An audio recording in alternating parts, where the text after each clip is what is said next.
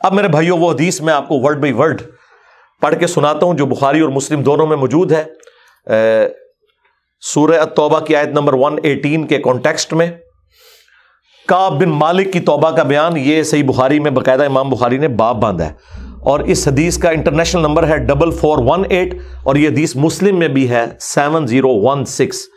Word by word میں یہ حدیث بیان کروں گا کیونکہ اس کی رکت اسی میں ہے کہ میں اسے لفظ با لفظ بیان کروں, آپ اس تکلیف کا احساس کریں جس سے کعب بن مالک گزرے, اور پھر الٹیمیٹلی ان کی توبہ قبول ہوئی, اور ایسی توبہ قبول ہوئی کہ قیامت تک قرآن میں ان کی توبہ کا ذکر ہے کہ اللہ نے قبول کی, اور اس کی وجہ سے اس سورت کا نام سورہ توبہ ہے, جب وہ غزوہ تبوک سے پیچھے رہ گئے. یہ ان کا بیٹا ہے عبداللہ, وہ اس حدیث کو بیان کرتا ہے. امام بخاری نے چند واسطوں سے ان کے بیٹے سے یہ حدیث لی ہے. وہ عبداللہ اور اس بیٹے کا ذکر امام بخاری نے کیا کہ جب کعب رضی اللہ تعالیٰ عنہ نابینا ہو گئے تو ان کے بیٹوں میں سے عبداللہ ہی تھا جو ان کو راستے میں پکڑ کر چلایا کرتا تھا, مسجد تک لے جاتا تھا. وہ عبداللہ بیان کرتا ہے کہ میں نے اپنے والد کعب بن مالک سے ان کے غزوہ تبوک میں شریک نہ ہو سکنے کا واقعہ سنا, تو انہوں نے بتایا کہ غزوہ تبوک کے سوا اور کسی غزوہ میں ایسا نہیں ہوا تھا کہ میں رسول اللہ کے ساتھ شریک نہ ہوا ہوں. البتہ غزوہ بدر میں بھی میں شریک نہ ہو سکا, لیکن جو لوگ غزوہ بدر میں شریک نہیں ہو سکے ان کے متعلق آپ صلی اللہ علیہ وآلہ وسلم نے کسی قسم کی ناراضگی کا اظہار نہیں فرمایا تھا, کیونکہ وہ آپشنل تھا. وہ اب ذکر بھی آ رہا ہے کیونکہ آپ صلی اللہ علیہ وآلہ وسلم اس موقع پر صرف قریش کے قافلے کی تلاش میں نکلے تھے, لیکن راستے میں اللہ تعالیٰ کے حکم سے کسی پہلی تیاری کے باوجود اللہ تعالیٰ نے ان کو دشمنوں کے ساتھ ٹکروا دیا. وہ معجزانہ طور پہ ہوا تھا کیونکہ وہ بدر کے لیے نکلے, ورنہ تو یہ بھی ساتھ شامل ہوتے. میں لیلہ عقبہ میں رسول اللہ کی خدمت میں حاضر ہوا تھا, یعنی وہ مدینہ کے لیے جو ہجرت کے لیے جن چند ساتھیوں نے انصار مدینہ نے راہ ہموار کی تھی ان میں یہ شامل تھے, جو نبی الاسلام کی زندگی کا ایک ٹرننگ پوائنٹ تھا, ایک آلٹرنیٹو بیس مل گیا. تو کہتے ہیں میں اس رات موجود تھا. یہ وہی رات ہے جس میں ہم نے مکہ میں اسلام کے لیے عہد کیا تھا, اور مجھے تو یہ غزوہ بدر سے بھی زیادہ عزیز ہے. اوئے خائے خائے. اگرچہ بدر کا لوگوں کی زبانوں پر چرچا زیادہ ہے, میرا واقعہ یہ ہے کہ میں اپنی زندگی میں کبھی اتنا قوی اور اتنا صاحب مال نہیں ہوا تھا جتنا غزوہ تبوک کے موقع پر, جبکہ میں آپ صلی اللہ علیہ وآلہ وسلم کے ساتھ تبوک کے غزوے میں شریک نہ ہو سکا. خدا کی قسم اس سے پہلے کبھی میرے پاس 2 اونٹ بھی جمع نہیں ہوئے تھے, لیکن اس موقع پر میرے پاس 2 اونٹ تھے. آپ صلی اللہ علیہ وآلہ وسلم جب کسی غزوے کے لیے تشریف لے جاتے تو آپ ذو معنی الفاظ استعمال کیا کرتے تھے, یعنی کوڈ ورڈز جن کے 2 معنی بنتے ہیں. وہ بخاری مسلم میں آئے کہ نبی الاسلام کہتے تھے کل ہم مشرق کی طرف جائیں گے, اور صحابہ کہتے ہیں ہم سمجھتے تھے کہ ہم نے مغرب کی طرف جانا ہے تاکہ جو منافقین ہیں وہ ہماری خبر لیک نہ کر سکیں. لیکن غزوہ تبوک وہ موقع تھا کہ گرمی بڑی سخت تھی, سفر بہت لمبا تھا, ریگستانی سفر تھا, اور دشمن کی فوج بھی کثرت سے تھی. رومن امپائر 700 کلومیٹر ریگستانی سفر, تمام مشکلات سامنے تھیں. اس لیے آپ صلی اللہ علیہ وآلہ وسلم نے مسلمانوں سے اس غزوے کے متعلق بہت تفصیل کے ساتھ بتا دیا تھا. یعنی یہ ظاہر ایک مشکل وقت تھا تو حضور نے کھول کے بیان کیا کہ بھائی ادھر ہی جا رہے ہیں. یعنی مطلب یہ ہے کہ جو یہ نعرے لگاتے ہیں نا کہ غلامی رسول میں موت بھی قبول ہے اور ٹکٹ کٹا لے اپنا,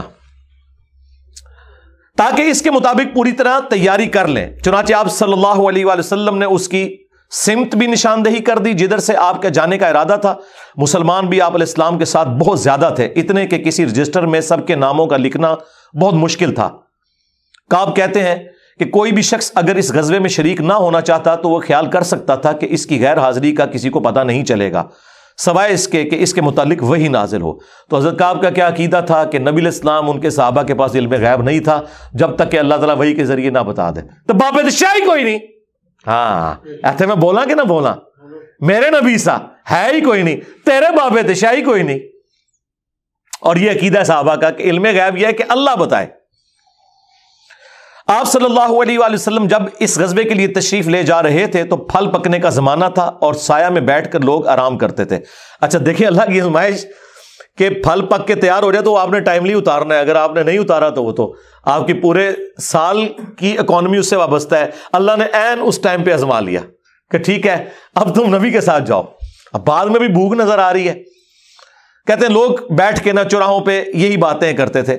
آپ صلی اللہ علیہ وآلہ وسلم بھی تیاریوں میں مصروف تھے اور آپ کے ساتھ مسلمان بھی، لیکن میں روزانہ سوچا کرتا تھا کہ کل سے میں بھی تیاری کروں گا. وہی جو آج کہتے ہیں جی کل تو انشاءاللہ داڑھی بھی رکھ لینی ہے، بس میرے بچیوں کے ہاتھ پیلے ہو جائیں تو میں تو مسجد میں ہی بیٹھا رہوں گا. یہ وہی چیز ہے، یہ ہر انسان پہ اسے طول عمل کہتے ہیں، لمبی امیدیں لگانا. میں روزانہ اسے ٹالتا رہا. مجھے اس کا یقین تھا کہ میں تیاری کر لوں گا، مجھے آسانیاں میسر تھی. یوں ہی وقت گزرتا رہا اور آخر لوگوں نے اپنی تیاریاں بھی مکمل کر لی اور آپ صلی اللہ علیہ وآلہ وسلم مسلمانوں کو ساتھ لے کر روانہ بھی ہو گئے. اس وقت تک میں نے کوئی تیاری نہیں کی تھی. اس موقع پر میں نے اپنے دل کو یہی سمجھایا کل یا پرسوں تک تیاری کر لوں گا، پھر لشکر سے تیزی سے جا کر مل جاؤں گا. کوچ کے بعد دوسرے دن بھی میں نے تیاری کے لیے سوچا لیکن کچھ نہ ہو سکی. پھر تیسرے دن سوچا اور اس دن بھی کوئی تیاری نہ ہو سکی. اور یوں وقت گزرتا گیا اور اسلامی لشکر بہت آگے بڑھ گیا. غزوہ میں میرے شرکت کے لیے بات اب دور کی بات ہو گئی اور میں یہی ارادہ کرتا رہا کہ یہاں سے چل کر اب ان تک نہیں پہنچ سکوں گا. تھیندے تھیندے تھی گیا. کاش میں نے ایسا کر لیا ہوتا، لیکن یہ میرے نصیب میں نہیں تھا. اچھا، جرم ہو جانے کے بعد آپ یہ کہہ سکتے ہیں میری تقدیر میں یہ لکھا تھا، پہلے نہیں. ہاں، وہ تو پھر اللہ پہ آپ بہتان مان دیں گے نا کہ میں نماز اس لیے نہیں پڑھ رہا کہ اللہ نے میرا مقدر کیا ہے کہ میں اگلی نماز نہ پڑھوں. نہ، ہاں بعد میں آپ کہہ سکتے ہیں کہ میری تقدیر میں لکھا تھا کہ میں اتنا بدبخت ہوں کہ میں نماز چھوڑوں گا، اور وہ چھوڑوں گا اپنی مرضی سے. اللہ نے تو اپنے علم سے فورسی کیا ہے. آپ صلی اللہ علیہ وآلہ وسلم کے تشریف لے جانے کے بعد جب میں باہر نکلتا تو مجھے بڑا دکھ ہوتا، اوئے ہوئے، کیونکہ یا تو وہ لوگ نظر آتے تھے جن کے چہروں سے نفاق ٹپکتا تھا. ہاں، اب پیچھے رہنے والے تو وہ تھے جو ہے ہی منافقین تھے شکلوں سے، ٹھیک ہے، یا پھر وہ لوگ تھے جنہیں اللہ نے معذور اور ضعیف قرار دے کر معاف کر دیا تھا. وہ سورہ التوبہ میں 92 نمبر آیت میں گزرا ہے نا کہ وہ لوگ پھر رسول اللہ سے اس حال میں واپس ہوتے ہیں کہ ان کی آنکھیں آنسوؤں سے تر ہوتی ہیں کہ نہ حضور انہیں کوئی سواری دے سکتے ہیں، غریب لوگ ہیں. اور وہ لوگ بھی جو مریض ہیں ان کو اللہ تعالیٰ نے اس حوالے سے چھٹکارا دے دیا.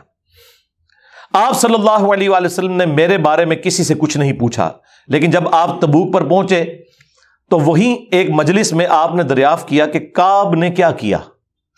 آپ نظروں میں تو تھا نا جی، خاص بندے جو ہوتے ہیں وہ نظروں میں تو ہوتے ہیں. یعنی یہ تو ایکسپیکٹ ہی نہیں نہ کیا جا سکتا کہ مین ٹیم ممبر پیچھے رہ جائے. تو اس سے اندازہ لگائے کہ حضرت کعب بن مالک کو چھوٹے بندے نہیں تھے. بنو سلمہ کے ایک صاحب نے کہا یا رسول اللہ اس کے غرور نے اسے آنے نہیں دیا. اس پر حضرت معاذ ابن جبل بولے تم نے بری بات کہی. یا رسول اللہ خدا کی قسم ہمیں ان کے متعلق خیر کے سوا اور کچھ معلوم نہیں. تو نبی علیہ السلام نے اس کے جواب میں کچھ نہیں فرمایا. دیکھیں انہوں نے پوری رپورٹ لی ہے پیچھے سے کہ کیا کچھ ہوتا رہا وہاں. اب حضور نے کوئی ورڈنگ دی، ظاہر ہے نبی علیہ السلام کو بھی غصہ تھا.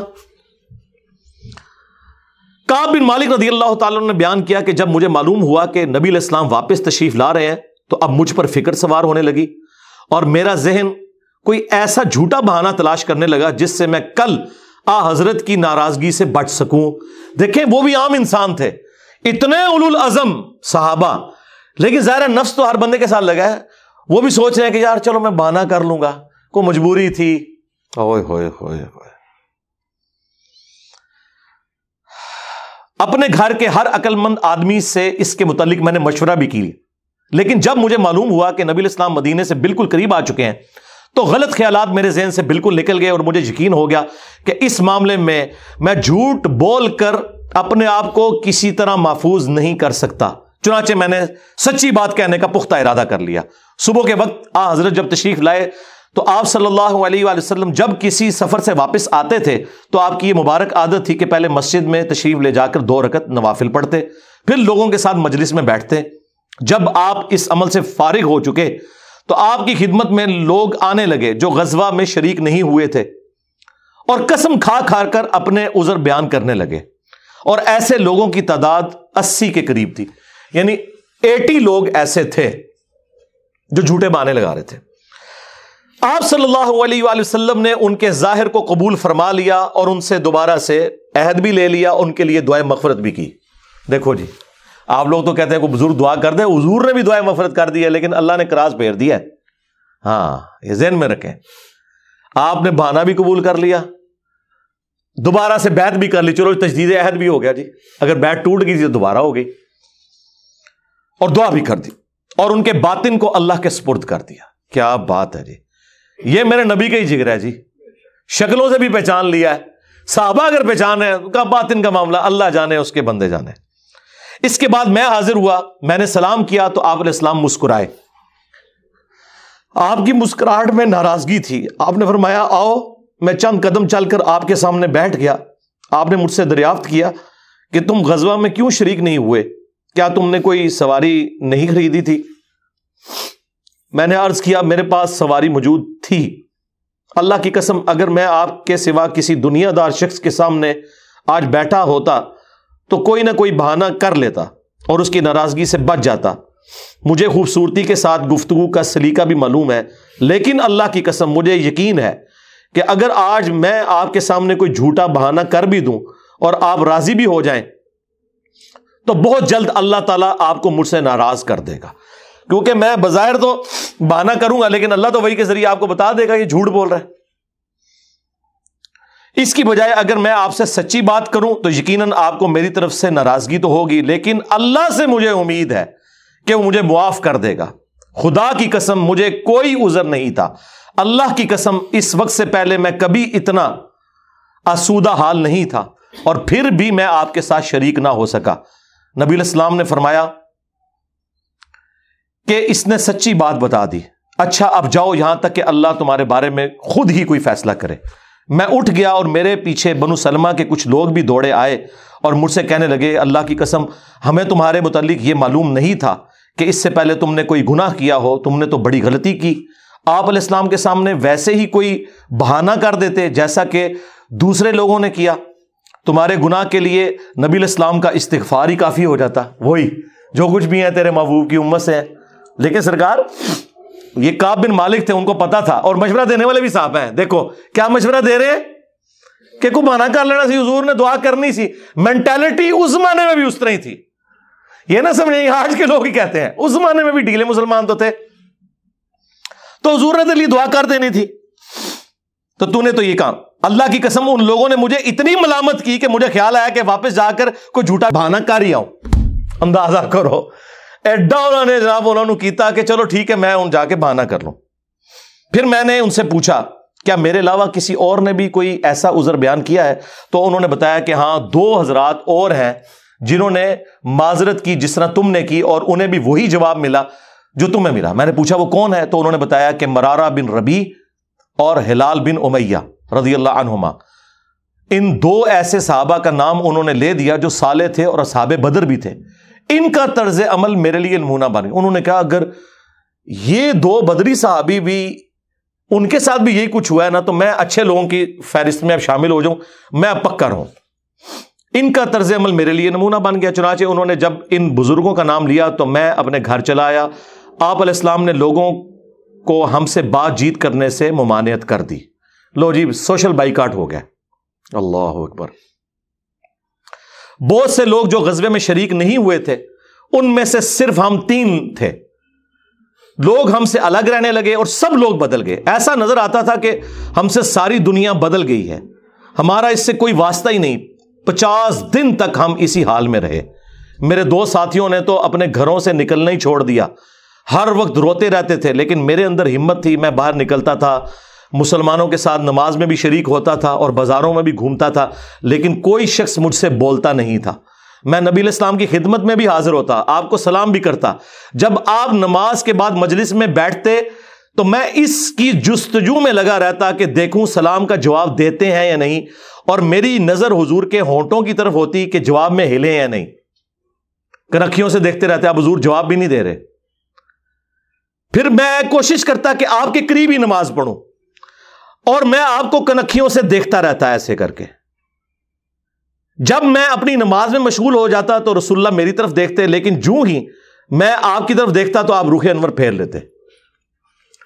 ظاہر ہے حضور کو بھی تو محبت تھی اپنے صحاب کے ساتھ، حضور دیکھتے تھے، وہ جب یعنی اپنی ناراضگی کا اظہار وہ اگر نماز میں بھی حضور کی طرف دیکھ رہے ہیں تو حضور چہرہ انور پھیر لیتے۔ تو میں ایک دن ابو قتادہ کے باغ کی دیوار پر چڑھ گیا، وہ میرے چچا زاد بھائی تھے اور مجھے ان سے بہت گہرا تعلق تھا۔ میں نے انہیں سلام کیا، لیکن اللہ کی قسم انہوں نے بھی میرے سلام کا جواب نہیں دیا۔ میں نے کہا ابو قتادہ تمہیں اللہ کی قسم کیا تم نہیں جانتے کہ اللہ اور اس کا رسول سے مجھے کتنی محبت ہے؟ انہوں نے کوئی جواب نہیں دیا. میں نے دوبارہ ان سے یہی سوال کیا, اللہ کی قسم دے کر پوچھا, لیکن وہ پھر بھی خاموش رہے. میں نے پھر اللہ کا واسطہ دے کر ان سے سوال کیا. اس مرتبہ انہوں نے صرف اتنا کہا, اللہ اور اس کا رسول زیادہ بہتر جانتے ہیں. دیکھیں جی اس بات کا جواب انہوں نے کہا, بھائی اللہ کے نبی نے منع کیا ہے, اب بائی کاٹ ہے تیرا. اللہ اکبر. اس پر میرے آنسو پھوٹ پڑے. میں واپس چلا آیا اور دیوار پر چڑھ کر نیچے باہر اترا. پھر وہ بیان کرتے ہیں کہ ایک دن مدینہ کے بازار میں جا رہا تھا کہ شام کا ایک کاشتکار جو کہ غلہ بیچنے مدینہ آیا تھا پوچھ رہا تھا کعب بن مالک کہاں رہتے ہیں. لوگوں نے میری طرف اشارہ کیا, وہ میرے پاس آیا اور غسان جو بادشاہ تھا رومن امپائر کا, اس کا ایک خط مجھے دیا. وہ جو اس کا ایک سمجھ لیں چھوٹی چھوٹی جو امپائر کے اندر بنی ہوئی تھی ان میں سے ایک کا وہ گورنر تھا. اس خط میں لکھا تھا کہ مجھے معلوم ہوا ہے کہ تمہارے صاحب یعنی رسول اللہ صلی اللہ علیہ وآلہ وسلم نے تمہارے ساتھ زیادتی کی ہے, نعوذ باللہ. اللہ نے تمہیں کوئی ذلیل ہونے کے لیے پیدا تو نہیں کیا کہ تمہارا حق ضائع کیا جائے. تم ہمارے پاس آ جاؤ, ہم تمہارے ساتھ بہتر سلوک کریں گے. یعنی دشمن کی فوج کے ہیڈ کی طرف سے خط آیا. جب میں نے یہ خط پڑھا تو میں نے کہا کہ ایک اور امتحان آ گیا. اچھا جی سرکار, ایک خط کسی اور کو لایا ہو کہ جی اے دیکھ لو یا رسول اللہ منو تے بڑی آفر جے. یہاں لوگ دنیا دار لوگ ہی کرتے ہیں نا جی, مجھے فلاں جگہ سے آفر ہو رہی ہے. لیکن جو اہل ایمان ہے وہ تو کہتے ہیں کہ یار میں اس لیول پہ گر گیا ہوں کہ اب کافر بھی مجھے بلا رہے ہیں. انہوں نے یہ رزلٹ نکالا, چونکہ مومن تھے نا. میں نے اس خط کو تندور میں جلا دیا. ان 50 دنوں میں سے جب 40 دن گزر گئے تو نبی علیہ السلام کا ایلچی میرے پاس آیا اور اس نے کہا کہ رسول اللہ نے حکم دیا ہے کہ اپنی بیوی کے قریب نہ جاؤ. میں نے پوچھا میں اسے طلاق دے دوں یا پھر مجھے کیا کرنا ہے؟ تو انہوں نے کہا نہیں, طلاق نہیں دینی, صرف جدا ہو جاؤ. میرے دونوں ساتھیوں کو جنہوں نے میری طرح معذرت کی تھی یہی حکم ملا. میں نے اپنی بیوی سے کہا کہ اپنے میکے چلی جاؤ, اس وقت تک وہیں رہو جب تک کہ اللہ تعالیٰ اس معاملے کا کوئی فیصلہ نہ کر دے. کعب کہتے ہیں کہ ہلال بن امیہ کی بیوی رسول اللہ کی خدمت میں حاضر ہوئی اور عرض کیا یا رسول اللہ وہ تو بہت بوڑھے اور کمزور ہیں, ان کے پاس کوئی خادم بھی نہیں, کیا اگر میں ان کی خدمت کر دیا کروں تو آپ ناپسند تو نہیں فرمائیں گے؟ بیوی دیکھو جی, بیوی خامد کو کچھ سمجھ نہیں رہی, رسول اللہ سے جا کے پوچھ رہی ہے صلی اللہ علیہ وسلم. تو نبی الاسلام نے فرمایا صرف وہ تم سے صحبت نہ کریں. انہوں نے عرض کیا اللہ کی قسم وہ تو کسی چیز کے لیے حرکت ہی نہیں کر رہے. جب سے آپ ان سے ناراض ہوئے ہیں وہ دن اور آج کا دن ان کے آنسو تھمنے میں نہیں آتے. میرے گھر کے بعض لوگوں نے کہا کہ جس طرح ہلال بن امیہ کی بیوی نے ان کے لیے اجازت لے لی تو آپ بھی جا کے اجازت لے لیں. اب دیکھیں لوگ مشورے دے رہے ہیں. میں نے کہا خدا کی قسم میں اس کے لیے رسول اللہ سے اجازت نہیں لوں گا. میں جوان ہوں, معلوم نہیں جب اجازت لینے جاؤں تو حضور کیا فرما دیں. ان کو یہ بھی خطرہ تھا کہ میں یہ جاؤں تو یہ نہ ہو کہ حضور اور ناراض ہو جائیں, اگر کوئی چانس بھی ہے نا بچنے کے تو وہ بھی ختم ہو جائے. دیکھیں نہیں کتنا گاڈ اورینٹڈ بندہ ہے جی, اللہ اکبر. اس طرح 10 دن اور گزر گئے. جب رسول اللہ صلی اللہ علیہ وآلہ وسلم نے ہمیں بات چیت کرنے کی ممانعت فرمائی تھی, اس کو 50 دن پورے ہو گئے. 50ویں رات کی صبح کو جب میں فجر کی نماز پڑھ چکا اور اپنے گھر کی چھت پر بیٹھا ہوا تھا, اس طرح جیسا کہ اللہ تعالیٰ نے ذکر کیا وہ ہم آیت پڑھ چکے ہیں, سورہ توبہ کی آیت نمبر 118, جس میں تھا نا کہ زمین وسعت کے باوجود تنگ ہو گئی اور ان کا دم گھٹنے والا تھا. میرا دم گھٹ رہا تھا, زمین اپنی تمام وسعتوں کے باوجود میرے لیے تنگ ہوتی جا رہی تھی. میں نے ایک پکارنے والے کی پکار سنی جو سلع کی پہاڑی پر چڑھ کر بلند آواز سے کہہ رہا تھا اے کعب بن مالک تمہیں بشارت ہو, اے کعب بن مالک تمہیں بشارت ہو. انہوں نے بیان کیا کہ یہ سنتے ہی میں سجدے میں گر پڑا اور مجھے یقین ہو گیا کہ اب اللہ کی طرف سے فراخی ہو جائے گی. فجر کی نماز کے بعد رسول اللہ صلی اللہ علیہ وآلہ وسلم نے اللہ کی بارگاہ میں ہماری توبہ کی قبولیت کا اعلان کر دیا. لوگ میرے پاس بشارت دینے کے لیے آنے لگے اور میرے 2 ساتھیوں کو بھی جا کر بشارت دی. ایک صاحب زبیر بن عوام اپنا گھوڑا دوڑاتے ہوئے آئے. ادھر قبیلہ اسلم کے ایک صحابی نے پہاڑی پر چڑھ کر آواز دی اور وہ آواز گھوڑے سے زیادہ تیز تھی. جن صحابی نے پہاڑی سے آواز دی تھی جب وہ میرے پاس بشارت دینے آئے تو میں نے اپنے دونوں کپڑے اتار کر بشارت کی خوشی میں انہیں دے دیے. اللہ کی قسم اس وقت ان 2 کپڑوں کے سوا دینے کے لیے میرے پاس اور کچھ نہ تھا. پھر میں نے ابو قتادہ سے 2 کپڑے ادھارے مانگے اور رسول اللہ کی خدمت میں حاضر ہوا. جوگ در جوگ لوگ مجھ سے ملاقات کرتے جا رہے تھے اور مجھے توبہ کی قبولیت پر بشارت دیتے جا رہے تھے۔ اللہ کی بارگاہ میں توبہ کی قبولیت مبارک ہو۔ کعب رضی اللہ تعالیٰ عنہ بیان کرتے ہیں کہ آخر میں مسجد میں داخل ہوا تو رسول اللہ صلی اللہ علیہ وآلہ وسلم تشریف رکھتے تھے، چاروں طرف صحابہ کا مجمع تھا۔ طلحہ بن عبید اللہ دوڑ کر میری طرف آئے اور مجھ سے مصافحہ کیا اور مبارکباد دی۔ اللہ کی قسم وہاں موجود مہاجرین میں سے کوئی شخص بھی میرے آنے پر کھڑا نہ ہوا۔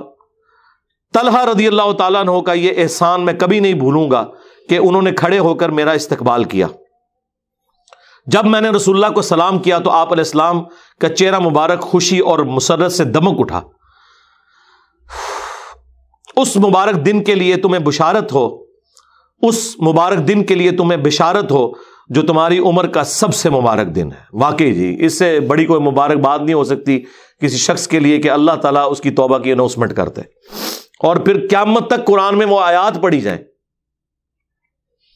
انہوں نے بیان کیا کہ میں نے عرض کیا یا رسول اللہ یہ بشارت آپ کی طرف سے ہے یا اللہ کی طرف سے؟ فرمایا نہیں، اللہ کی طرف سے۔ اور نبی علیہ السلام جب کسی بات پر خوش ہوتے تو چہرہ مبارک روشن ہو جاتا تھا، ایسے جیسے چاند کا ٹکڑا ہو۔ آپ کی مسرت ہم چہرہ مبارک سے سمجھ جاتے تھے۔ پھر جب میں آپ کے سامنے بیٹھ گیا تو عرض کیا یا رسول اللہ اپنی توبہ کی قبولیت کی خوشی میں اپنا مال اللہ اور اس کے رسول کی راہ میں صدقہ کر دوں؟ آپ نے فرمایا لیکن کچھ مال اپنے پاس رکھ لو، یہ زیادہ بہتر ہے۔ میں نے عرض کیا کہ پھر میں خیبر کا حصہ اپنے پاس رکھ لیتا ہوں۔ پھر میں نے عرض کیا یا رسول اللہ اللہ نے مجھے سچ بولنے کی وجہ سے نجات دی، اب میں اپنی توبہ کی قبولیت کی خوشی میں آپ سے یہ وعدہ کرتا ہوں کہ جب تک زندہ رہوں گا سچ کے سوا کوئی بات زبان پر نہیں لاؤں گا۔ بس اللہ کی قسم جب سے میں نے رسول اللہ کے سامنے یہ عہد کیا صلی اللہ علیہ وآلہ وسلم، میں کسی ایسے مسلمان کو نہیں جانتا کہ جسے اللہ نے سچ بولنے کی وجہ سے اتنا نوازا ہو جتنی نوازشات مجھ پر کی سچ بولنے کی وجہ سے۔ جب سے میں نے نبی علیہ السلام کے سامنے یہ عہد کیا پھر آج تک میں نے کبھی جھوٹ بولنے کا ارادہ بھی نہیں کیا، اور مجھے امید ہے کہ اللہ تعالیٰ باقی زندگی بھی مجھے اس سے محفوظ رکھے گا۔ اور اللہ نے اپنے رسول پر آیت نازل کی، اور وہی آیت نمبر 118 اور 119 نمبر، یقیناً اللہ تعالیٰ نے نبی، مہاجرین اور انصار کی توبہ قبول کی، اور پھر وَكُونُوا مَعَ الصَّادِقِينَ تک۔ خدا کی قسم اللہ تعالیٰ کی طرف سے اسلام کے لیے ہدایت کے بعد میری نظر میں رسول اللہ کے سامنے سچ بولنے سے بڑھ کر اللہ کا مجھ پر کوئی اور انعام نہیں ہوا کہ میں نے جھوٹ نہیں بولا اور اس طرح اپنے آپ کو ہلاکت سے بچا لیا۔ جیسا کہ جھوٹ بولنے والے ہلاک ہوئے، نزول وحی کے زمانے میں جھوٹ بولنے والوں پر اللہ تعالیٰ نے اتنی شدید وعید فرمائی جتنی شدید وعید کسی اور کے لیے نہیں تھی۔ اور وہ سورہ التوبہ کی آیت نمبر 96 کا انہوں نے پھر یہاں پہ حوالہ دیا کہ عنقریب جب تم اے نبی واپس جاؤ گے تو یہ جھوٹے بہانے کریں گے، اور اگر تم ان سے راضی بھی ہو جاؤ اللہ تعالیٰ ان سے راضی نہیں ہوگا۔ کعب کہتے ہیں کہ چنانچہ ہم 3 ان لوگوں کے معاملے سے جدا رہے جنہوں نے رسول اللہ کے سامنے جھوٹی قسمیں کھائی تھیں اور آپ نے ان کی بات مان بھی لی تھی اور ان سے بیعت بھی لے لی اور ان کے لیے دعائے مغفرت بھی کی۔ ہمارا معاملہ رسول اللہ نے چھوڑ دیا اور اللہ نے خود اس کا فیصلہ کیا، اور پھر اللہ تعالیٰ نے یہ آیت نازل کی جو ہم نے یہ پڑھی سورہ التوبہ کی آیت نمبر 118، وَعَلَى الثَّلَاثَةِ الَّذِينَ خُلِّفُوا حَتَّى إِذَا ضَاقَتْ عَلَيْهِمُ الْأَرْضُ بِمَا رَحُبَتْ وَضَاقَتْ عَلَيْهِمْ أَنفُسُهُمْ وَظَنُّوا أَن لَّا مَلْجَأَ مِنَ اللَّهِ إِلَّا إِلَيْهِ ثُمَّ تَابَ عَلَيْهِمْ لِيَتُوبُوا إِنَّ اللَّهَ هُوَ التَّوَّابُ الرَّحِيمُ۔